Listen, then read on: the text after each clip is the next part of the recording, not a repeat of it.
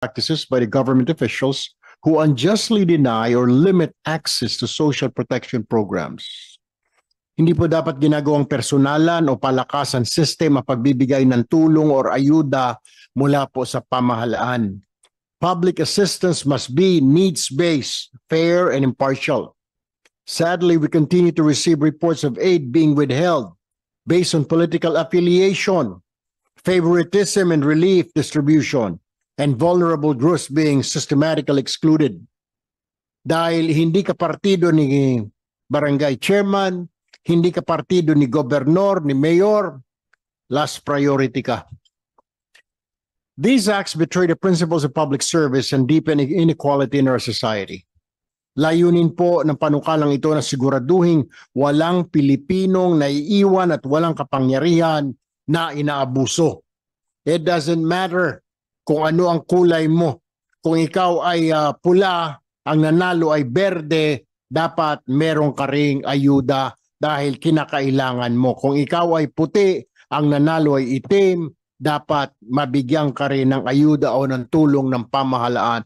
Because public service doesn't have color. Dapat po walang kulay ang pagtutulong. Assistance should not have color. Second, we will also discuss bills that aim to establish nursing homes for senior citizens, filed by Senators Robin Hood Padilla, Alan Peter Cayetano, Joel Villanueva, Sherwin Gatchalian, and Lito Lapid. As our population continues to age, we must recognize the growing needs of our elderly citizens. Kailangan po nila ng tahanan, isang ligtas, malinis at mapagkalingang lugar kung saan sila ay aalagaan at igagalang. Hindi iiwan sa isang tabi na parang basura at kalimutan na lamang. Nursing homes are not merely shelters. They are centers of dignity, care, and respect for those who have given so much to our society during their productive years, when they were the backbone of this nation, when they were working, when they were able, when they were strong. Ngayon, in their twilight years, ilalagay sa isang tabi, bahala ka na dyan at kakalimutan na lamang. Ang mga lolo't lola natin hindi dapat ipagkait sa maayos at makataong pamumuhay sa kanilang pagtatanda. Let us work together to pass legislation that reflects our highest values as a nation. Pagkakapantay-pantay, malasakit at katarungan. Maraming salamat po. Now, we proceed with the hearing proper para po sa kaayusan ng ating talakayan, and with the indulgence of everybody here, we will proceed as follows. We will take up topics one at a time. Resource persons will present first, followed by questions from the chair. For the orderly proceedings of this public hearing, we will tackle what was left behind in the previous hearing. So, we will discuss first Senate Bill number 254 on penalizing selective, discretionary, discriminatory acts in the delivery of social protection programs. So I look forward to our discussions. Let us try to finish the entirety of our agenda. May I request the resource persons to briefly discuss the essence of the legislative measures. For the order of presentation, DSWD will present first, followed by DOH, DILG, ARTA, PhilHealth, PCSO, NCSC, and NAPC. If time permits, we shall also hear from different organizations. Our other resource persons, especially DSWD, may be asked from time to time to make clarifications as the discussion progresses. Maraming salamat po. But we will end this committee hearing by 12:30 po. DSW, you're given 8 minutes, and others who will follow, you have 8 minutes. Please keep it brief and straightforward. Now go ahead, DSWD.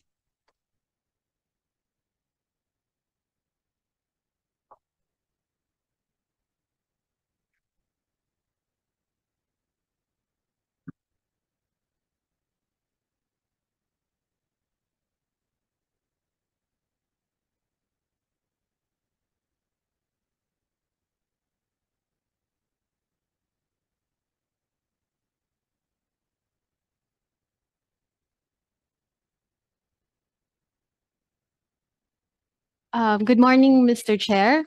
For the anti-discrimination in the delivery of social protection, Senate Bill number 254, an act penalizing selective discretionary and discriminatory acts in the delivery of social protection programs.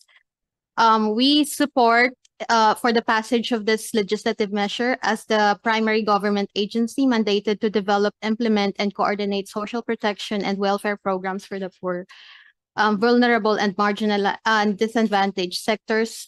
The DSWD also recognizes that these measures align with the mission to provide timely, equitable, and accessible assistance to qualified Filipinos. Senate Bill number 254 aims to penalize selective discretionary and discriminatory acts in the delivery of social protection programs. The DSWD fully supports the measures as it upholds the principle of equity, transparency, and accountability in public service and strengthens safeguards against patronage, bias, and exclusion in social assistance and distribution. Further, the proposed penalties serve as a strong deterrent against illegal practices. In this regard, we recommend that the measure be harmonized with applicable penal and administrative laws to ensure consistency, avoid overlaps or conflicts, and enhance enforceability. In the guidelines of our programs, we have incorporated stricter rules and regulations to ensure that service delivery is not hampered or slowed down. We have submitted our official position on this as well. Thank you, Mr. Chair. All right. Ang problema po kasi,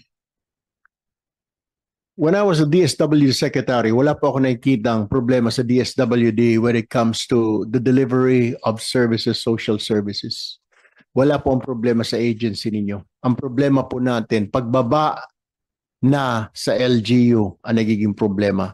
For example, I was a witness to this.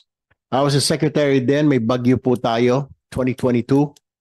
Pumunta po kami sa isang island sa Quezon Province. Napansin ko po, may mga nakapila na roon sa isang basketball court, nilagyan ng tali. Doon sa labas may isang pila.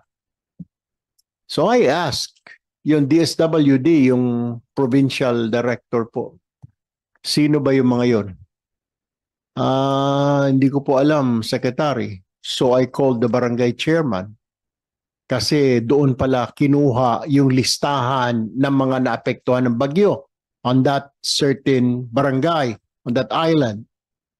Ang sagot sa akin ng barangay, mga kuwan ho yan, late na nang magpalista. So I called those individuals na nasa labas ng basketball court, tinawag ko, sabi ko, anong problema? Sir, ayaw po kaming ilista ni chairman. Bakit ayaw kayo ilista? Kasi po, hindi namin binoto po si mayor. This is the usual practice and this is what's happening tuwing may bagyo. Pag hindi mo binoto si mayor, hindi mo kaalyado si chairman, kawawa ka. Hindi ka mapapasama sa ayuda. Ngayon, my question with DSWD is, mapipigilan ba ang pamumulitika o diskriminasyon sa pagbibigay ng social protection programs in your end sa DSWD? Kasi ako mismo nakatuklas nito eh.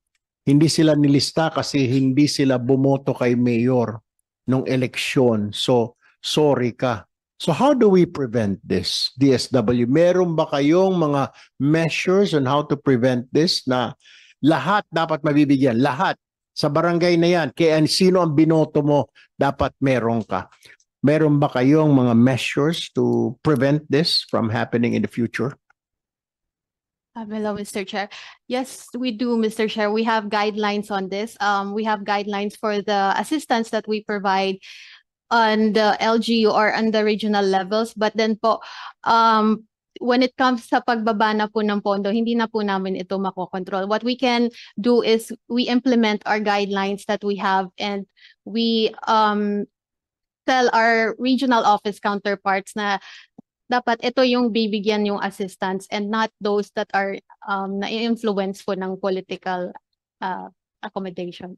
Exactly. Ang problema pa ho natin, ang problema natin dito, pagbigay po ng AIX, binabawasan, 5,000, papirmahin yung pobre. Doon sa dulo, pirma.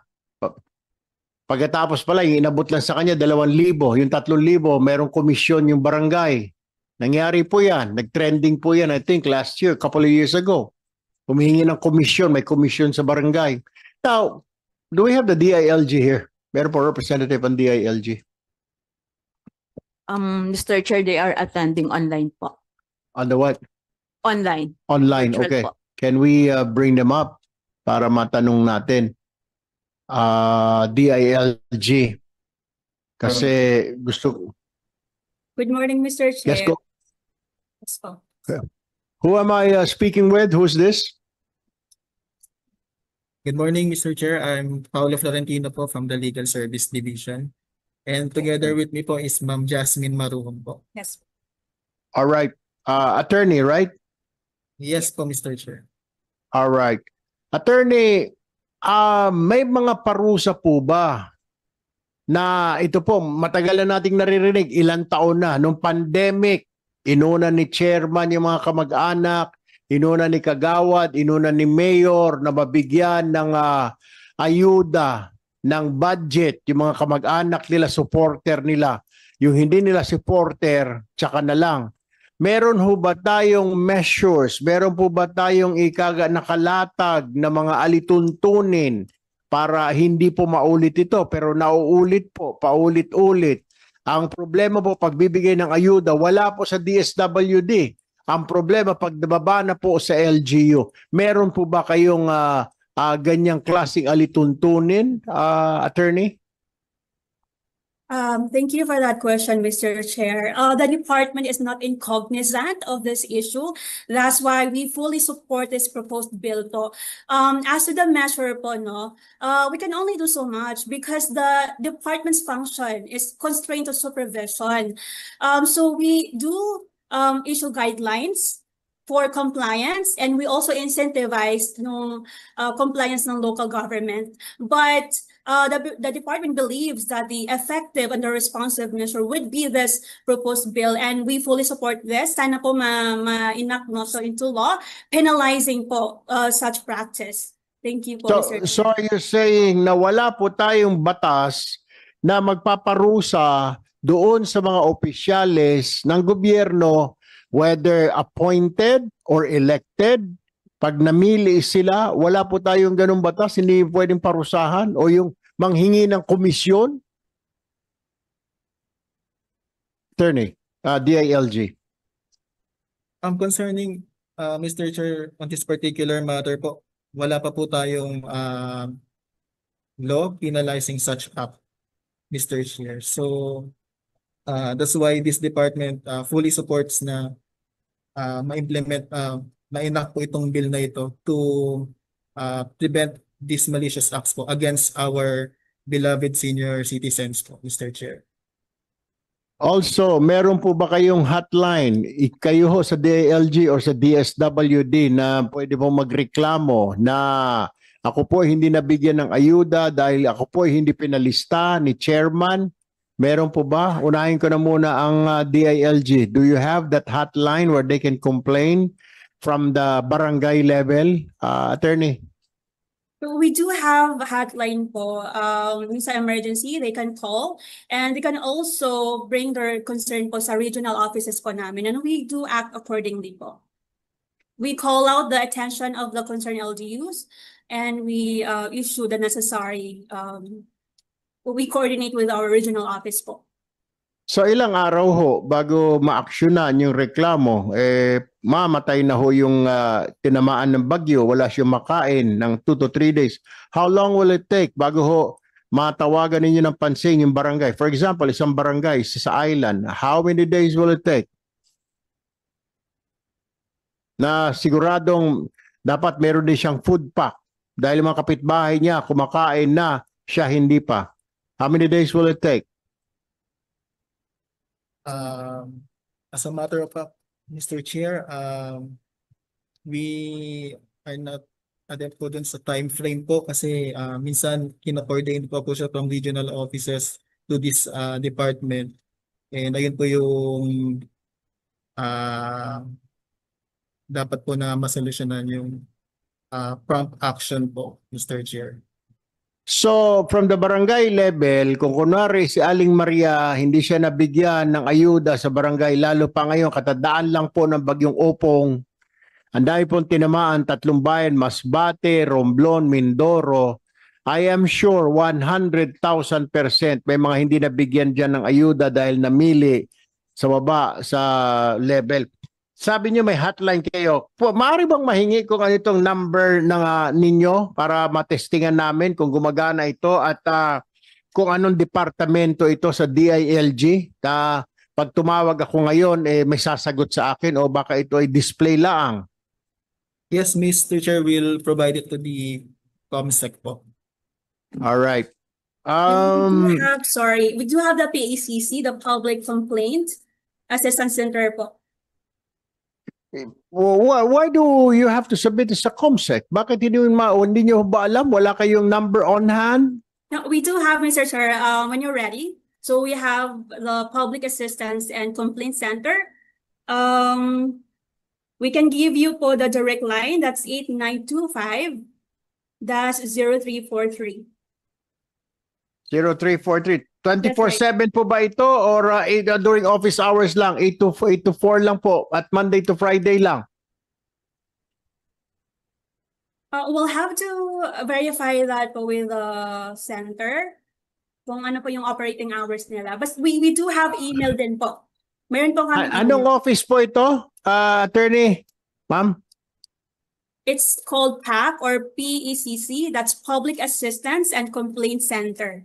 PACC, Public Assistance and Complaint Center, pero hindi mo pa alam kung ito ay 24/7 na gumagana or ito ay 8 to 4 lamang, Monday to Friday?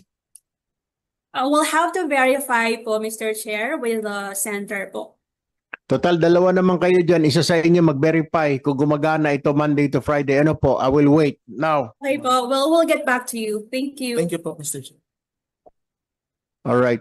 Now I want to find out kung yan po ay Monday to Friday. Tawagan po ninyo. May sumasagot naman daw according to my chief of staff. Lipat po tayo dito kay Attorney Rodolfo Del Rosario ng ARTA.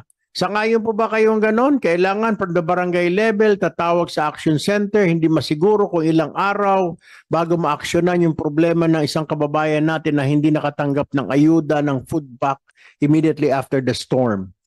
Are you happy with that? Yes, good morning. Go ahead.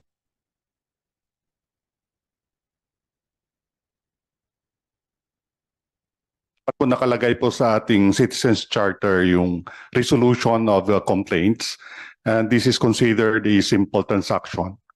So this has to be resolved within the committed time of the subject agency, and this has to be within the provision of the law that it should not exceed 3 working days, Your Honor. Dapat lamang po, attorney, kasi ito po ay ayuda, pinag-uusapan po natin pagkain, lalo po kayong tagbagyo, di po ba? Marami pong tinatamaan ngayon bagyo. Saan po siya kakain kung 3 days pa po ma-actionan ng gobyerno? Kung aakyat pa sa national level, ang problema mo sa barangay, dapat doon pa lamang po, pag nagreklamo si Aling Maria, si Mang Juan sa barangay, dapat bukas may action na po, mabigyan na rin siya ng ayuda. Yun po yung gusto nating malaman. Saan siya pupunta? The DILG is telling us, tatawag muna, paakyat sa regional level, anuhin mo pa po yung damo kung patay na ang kabayo, di po ba? We really need, pag mayroon hong ganyan, dapat na-actionan kaagad ng DILG, ng DSWD. Yun po dapat. That is Yun po correct. ang tama. We agree, Your Honor. Hindi rin po ako sang-ayon sinasabi niyo na dapat 3 days. Dapat kinabukasan po na-actionan kaagad ito. DSWD, let me ask you this.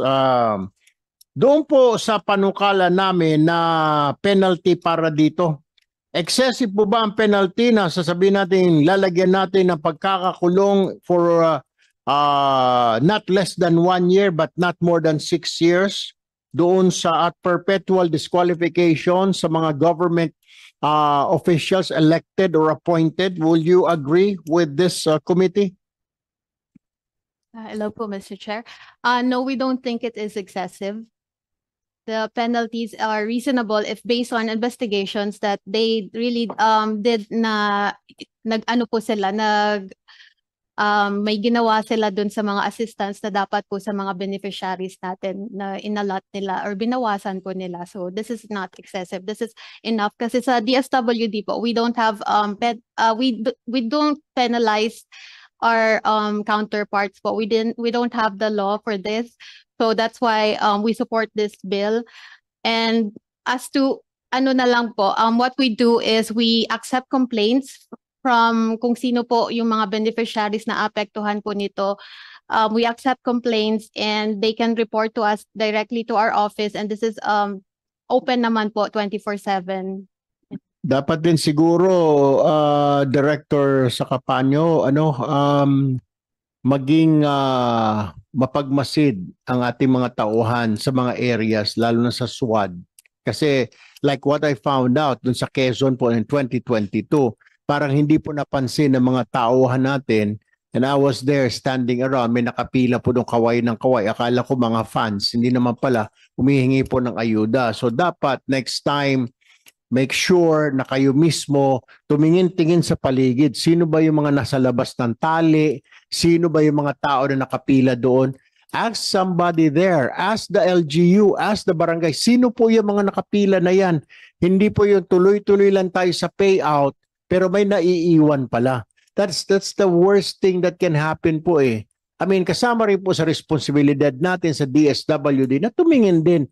Tumingin sa kaliwa, tumingin sa kanan, sa unahan. Sino yun nandoon? Mga isang tumpok yun. Sino po ba yun, chairman? Ganun po yun. Pwede ho ba makausap? Kayo na mismo mag-initiate to talk to them. Sino po ba kayo? Ano ho ba kailangan? Doon malalaman ninyo na hindi sila kasama. Yun ho, that's how I learned na hindi sila, na namimili yung LGU. Ako mismo, yung mata ko mismo ang nakakita. Now, DILG, balikan ko ho kayo.